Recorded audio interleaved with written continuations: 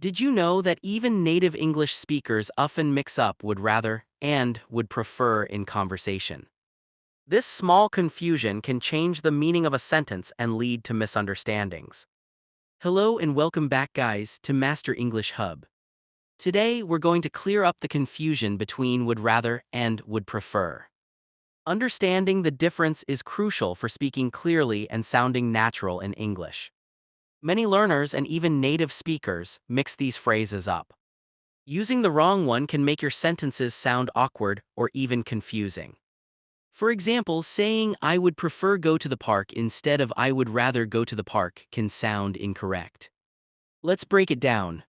Would rather is usually followed by a simple verb and expresses a preference for one thing over another.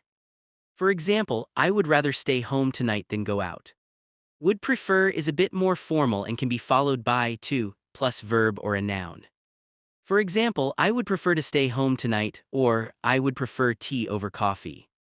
Notice the slight difference. Would rather is more casual and commonly used in spoken English, while would prefer is slightly more formal and versatile. Here's a key insight to remember. If you're talking about two options and comparing them directly in casual conversation, use would rather. If you want a more formal tone or when stating preferences politely, use would prefer. For example, casual, I would rather watch a movie than play football. Formal, polite, I would prefer to watch a movie tonight. To sum up, use would rather for casual, direct choices. Use would prefer for polite, formal statements. Getting this right will help you communicate more clearly and naturally in English. What about you? Have you ever mixed up would rather and would prefer? Share your experiences in the comments, I'd love to hear.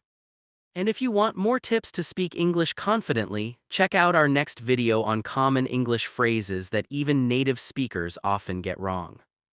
If you found this video helpful, don't forget to like, subscribe for more English lessons.